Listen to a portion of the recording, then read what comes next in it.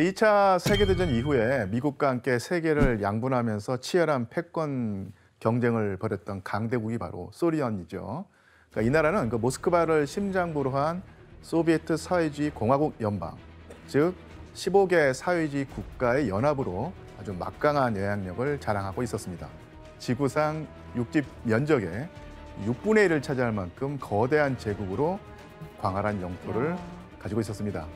그리고 소련은 사회주의 체제 아래서 태어나서 죽을 때까지 기본 생계가 보장되었어요. 그러니까 무상교육을 통해서 학교를 졸업하면 나라에서 일자리를 제공해줬고요. 심지어 설탕, 소금, 밀가루 등 기본 식료품은 나라에서 공급해줬는데 그 밖에 필요한 것이 있다면 월급으로 국영 상점에서 싸게 구입할 수 있었습니다. 그런데 그 1970년대에 들어서자 이렇게 모두에게 평등하게 제공되던 사회보장 시스템들이 흔들리기 시작합니다. 소련의 경제 성장이 서서히 멈췄기 때문이죠. 뭐지? 소련은 그 행정명령 경제라고 해서 경제의 모든 것을 당과 정부의 명령으로 운행해 왔습니다.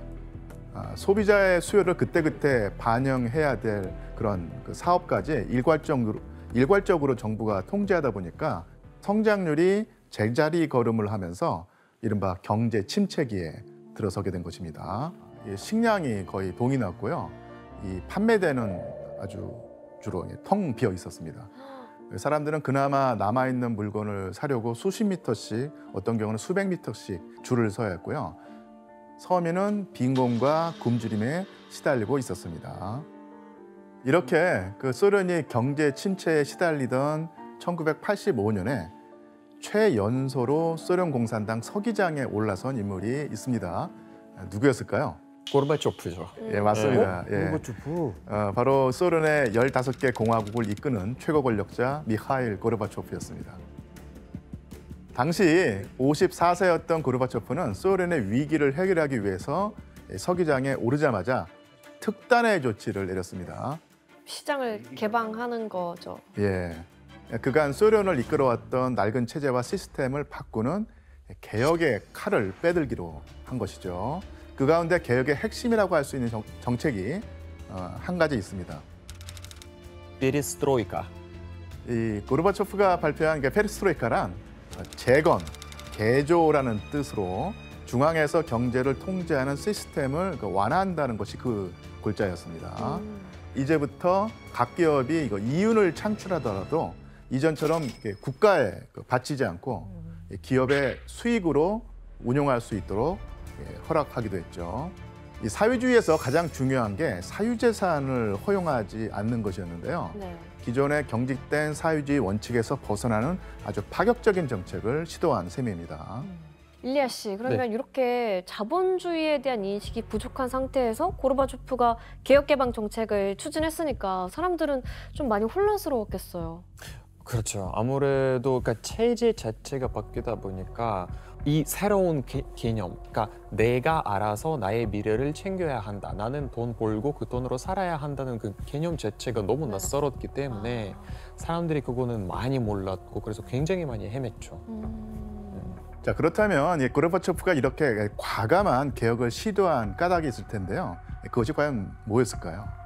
공산주의에서는 계속 다 같이 먹고 살기 힘드니까? 예, 참 아이러니하게도 고르바초프의 개혁 의도는 바로 소련의 사회주의를 지키려는 것이었습니다. 도대체 사회주의 뭘 지키는 거지? 그러니까 사회주의 체제의 고질적인 단점이 몇 가지 있는데 우선 사람들에게 동기부여가 안 된다는 것이었어요. 그치. 어차피 월급을 똑같이 받기 때문에 직장에 출근 도장만 찍고 일을 열심히 하지 않아도 되는 거였죠. 네, 그러다 보니까 생산량이 저조했고 불만이 쌓여가고 이것을 바로잡기 위해서 자본주의 경제체제의 장점을 일부 도입하기로 한 것입니다. 여기서 문제를 내겠습니다. 자, 냉전 종식 후 모스크바에 처음 문을 연 이곳에는 엄청난 인파가 몰렸는데요. 이곳은 어디일까요? 모스크바에 처음 문을 연 이곳에는 엄청난 인파가 몰렸는데요. 이곳은 어디일까요? 저 지붕만 봐도 알잖아. 왜 뭔데요? 자, 지원 씨. 정답. 예. 맥도날드 아니에요? 맥도날드요. 지원 씨가 헤어스타일이 바뀐 다음에 훨씬 머리 회전이 빨라졌다고 보입니다. 지원 씨 정답입니다. 와, 예. 저 지구만 보면 알죠. 저게 맥도날드 기와 저거 저 뭐야 트레이드 마크잖아요. 저는 은행인 줄 알았어요. 은행이요? 저 슈퍼마켓인 줄 알았는데. 좀 그런데 바로 맞춰서. 이것은 바로 그 1990년 모스크바 푸시킨 광장에 오픈한 소련 최초의 맥도날드 1호점입니다. 와. 그렇죠. 미국 소비주의 문화의 상징 이 맥도날드가 소련의 심장부인 그 모스크바에 세워지면서 서방뿐만 아니라 소련 시민에게도 엄청난 충격으로 다가왔던 이야, 사건이었죠. 진짜 충격적이었겠다. 서로 교류를 하는 거네 이제. 예. 그럼 그 개전 당일에 햄버거를 먹기 위해서 사람이 얼마나 많이 몰렸을까요? 저기 지금 보여요.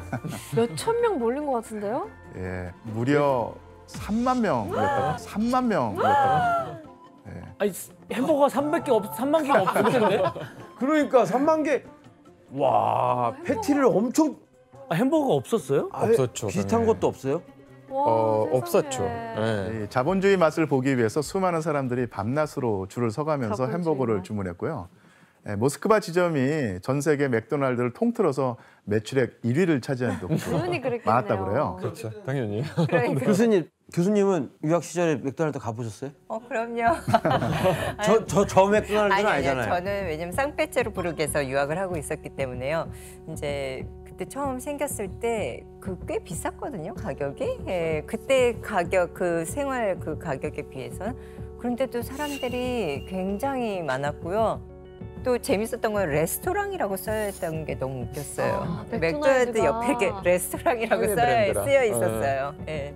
이렇듯 맥도날드 1호점에 대한 폭발적 반응을 보고 그러니까 소련 시민도 개혁 개방과 서방 문화 유입을 환영한다는 증거로 보였던 것입니다. 하지만 완전한 그 개방은 아니었기 때문에 하지만 그 당시 서구의 물건들이 넉넉하지는 않았죠. 그러자 이런 틈을 타서 밀수품이 들어왔는데 사진을 보니까 뭘 팔았는지 느껴지시죠? 청바지. 예, 청바지. 그리고 막 리바이스 이런 거 팔았나? 미국 음악을 해외 음악. 판 예, 거. 맞아요. 예, 맞습니다. 미국 CD 드라마, 플레이어랑. 미국 영화 뭐 이런 거. 그러니까 허가받지 않은 곳에서 노점상으로 운영을 하는 거죠. 그 외국에서나 구할 수 있는 물건이니까 암시장을 통해서 흘러 들어왔던 거예요. 이외에도 LP판, 컴퓨터, 그리고 외국 담배 등 사상 통제로 인해서 금지되었던 자본주의 문물이 암시장을 통해서 엄청나게 흘러 들어왔죠. 그리고 이 시기 밀수품을 암시장에 비싼 값으로 내다 팔면서 아주 큰 돈을 벌게 된 사람들이 등장하기 시작을 합니다. 그들이 바로 올리가르히였습니다. 사실 이들은 주로 소련 시절에 생활에 불만을 가졌던 가난한 사람들의 경우가 많았고요. 고르바초프의 개혁 정책과 함께 그 사회가 바뀌자 돈이 되는 곳을 빠르게 찾아서 선점해 나갔습니다. 개인 창업에 뛰어들어서 미천을 마련한 사람들은 밀수품으로 향하는 시장의 수요 또한 놓치지 않았죠. 기회를 잘 포착했네요. 예.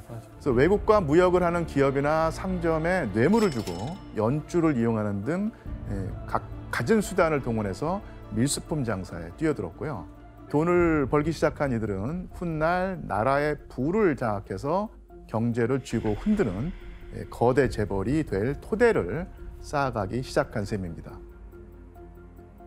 교수님, 그러면 고르바초프의 경제 정책이 효과를 보기 시작한 건가요? 예, 처음엔 그렇게 보였습니다. 하지만 소련 경제는 곧 고르바초프의 기대와는 전혀 다른 방향으로 나가게 되었는데요. 국영 기업은 더 이상 그 수익을 당국에 바치지 않아도 되었기 때문에 부정부패가 아주 심각했습니다. 그리고 이 올리가르히는 돈을 더 벌기 위해서 소련 안에서 사용해야 될 건축자재 그리고 생산 원료까지 빼돌려서 외국에 비싼 값에 팔면서 이득을 챙겼습니다. 어떻게 그렇게 할 수가 있지? 예, 부족해진 물건을 더더욱더 부족해지고 국가의 자산은 또 해외로 유출되면서 국가 재정까지 점점 줄어드는 부작용으로 이어졌죠. 아유, 경제가 더 나아지는 게 아니네요. 예, 러시아를 떠나서 해외에 살기 시작했을 때는 저에게 개인적으로 충격적인 사실을 알게 됐는데 해외에서는 고르바초프에 대해서 되게 긍정적으로 생각하고 있잖아요. 뭐 노벨 평화상도 받고 맞아요. 뭐 상당히 뭐 소련을 개혁시켜서 뭐 개방시켰고 막 그런 얘기를 하는데 러시아 내에서는 고르바초프를 좋아하는 사람이 한 명도 없습니다. 와. 그렇구나. 이거는 제가 정말 보장해 드릴 수 있습니다. 그렇구나. 그러니까 한국어로 따지면 고르바초프는 이제 러시아 내에서 어떤 이미지냐면 이완용이라고 생각하시면 돼요. 매국노 수준이에요? 나라를 팔아먹은. 맞죠, 수준이에요? 그렇죠. 그러니까 그렇게 미국이랑 동등한 관계를 갖고 있는 나라를 한꺼번에 망쳐서 이렇게까지는 만들어 놓은 사람이 고르바초프라고 생각하고 있어요, 사람들이. 이런 그 비판을 받으면서도 고르바초프는 개혁의 의지를 꺾지 않고 경제뿐만 아니라 정치 영역에서도 아주 파격적인 변화를 시도합니다. 먼저 1989년 소련에 있던 정책 하나를 폐기해 버리는데요. 그건 바로 브레즈네프 독트린이라는 정책이었습니다. 야, 처음 듣는데요. 뭐죠? 브레즈네프 독트린은 레오니드 브레즈네프가 1968년에 발표한 정책이었는데 소련의 공화국을 포함해서 다른 공산권 국가에서 이 소련의 통제를 벗어나서 독자적인 행동을 한다면 무력을 동원해서라도 막을 수 있다는 것이었죠. 안 좋은 거잖아요. 맞습니다. 그런데 이 정책이 폐기되면 어떻게 될까요?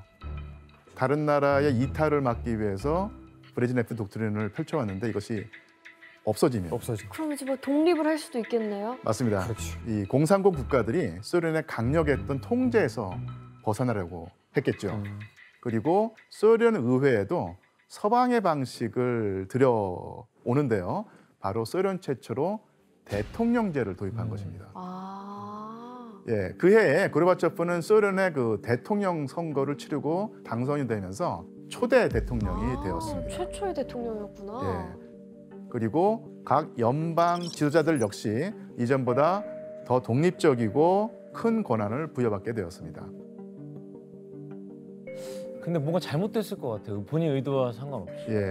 너무 다른 쪽으로 흘러가니까. 너무 순진한 생각을 하는 맞습니다. 거예요. 그 아이러니하게도 개혁 개방의 자극을 받은 소련의 그 공화국들이 너도나도 독립을 요구하면서 이탈을 했구나. 소연방은 어느 때보다도 그 위태롭게 됩니다.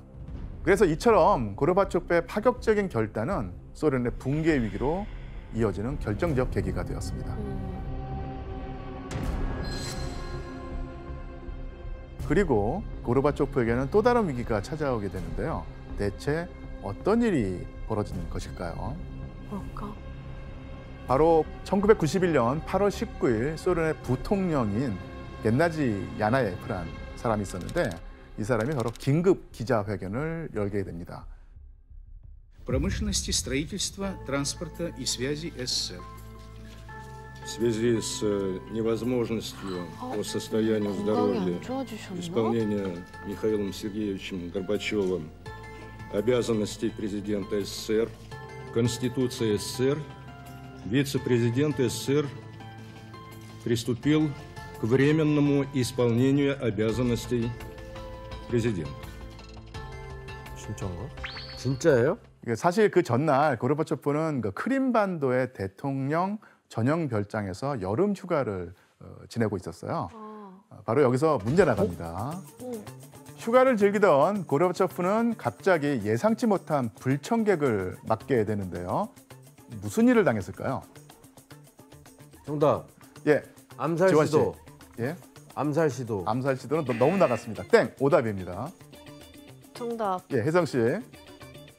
군인들이 몰려와서 예, 하야를 요구했어요. 하야를 그 상황이 비슷하게 가는데 끝에 그 하야 요구는 틀렸습니다. 오답입니다. 정답.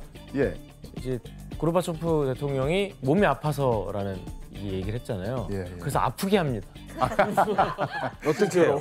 어떻게? 막 배로 치고 배도 때리고 폭행? 몽둥이를 때리고 대통령 그래서 폭행한다고요? 아프게 되는 거예요. 예, 규현 씨, 그 자신 하나요? 그 답에? 맞나 봐. 전 자신합니다. 예, 땡, 오답입니다.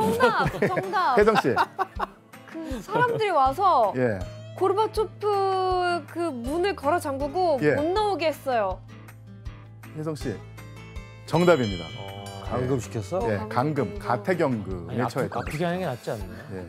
그러니까 휴가를 즐기던 고르바초프가 머물던 별장으로 난데없이 그 군 장성 3명이 들이닥쳤죠.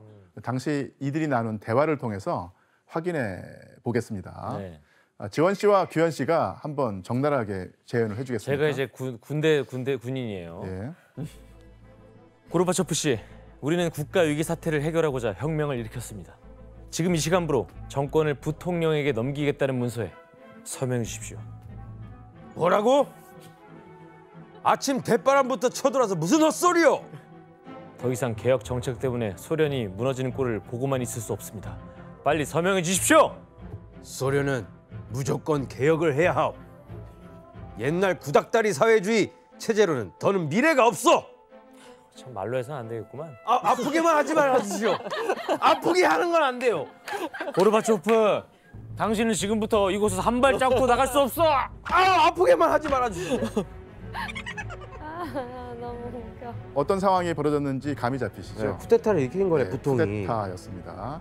쿠데타 세력은 고르바초프에게 대통령 각하가 아니라 고르바초프 씨라고 무례하게 부르면서 이 부통령에게 대통령 자리를 넘기라고 협박을 했고요. 한마디로 기자회견에서 부통령의 발언은 거짓말이었던 것입니다. 그렇구나. 예.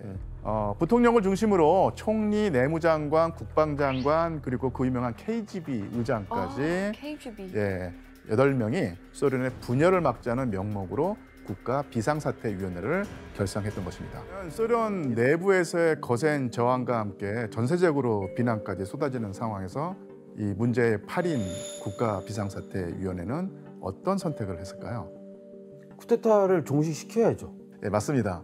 이렇게 고르바초프의 개혁 정책에 반발한 보수파의 저항은 단 3일 천하로 막을 내리게 됩니다. 교수님, 그럼 이 사건으로 옐친의 입지가 아주 강력해졌겠는데요? 쿠데타를 네. 진압한 사람으로 됐네. 네, 맞습니다. 사실 이 8월 쿠데타 사건의 최고 수혜자가 바로 옐친이었죠. 예, 쿠데타를 온몸으로 막아내면서 체제 전복의 위기를 저지한 옐친은 러시아 민주주의의 영웅으로 떠오르게 됩니다. 그리고 소련 정국에 주도권을 주게 되죠. 이에 소련의 정부는 빠르게 옐친의 사람들로 채워지게 됩니다. 소련의 권력은 이미 옐친에게로 사실상. 완전히 어떻게 넘어가고 그렇게 있었고 한 방에 갔지? 고르바초프 왜 이렇게 힘이 없어요? 그 대통령인데. 교수님, 근데 옐친은 고르바초프의 복귀를 위해서 쿠데타에 맞서서 이렇게 탱크 위에 올라가서 연설도 하고. 근데 왜 이제 와서는 왜 적대질하는 거죠? 예, 사실 두 사람이 생각하는 개혁에 차이가 있었거든요. 예, 고르바초프는 소련의 연방 체제는 그대로 유지하고 싶어 했지만 옐친은 소련을 아예 해체해버리고 러시아를 제대로 된 자유주의 국가로 만들고 싶어 했죠. 예, 고르바초프의 영향력에서 벗어나서 이 독립국가의 대통령으로서 군림하고 싶었던 정치적 야망을 바로 옐친이 품고 있었던 것입니다. 결국 쿠데타가 일어난 지 2달 만에 카자흐스탄과 러시아를 제외한 소련 내 공화국들이 모두 이탈을 하게 됩니다. 결국 고르바초프는 소 연방이 무너지게 되니까 소련의 대통령직에서 사임을 했고 소련은 공식 해체되고 말았습니다. 그렇게 해체가 됐구나. 예.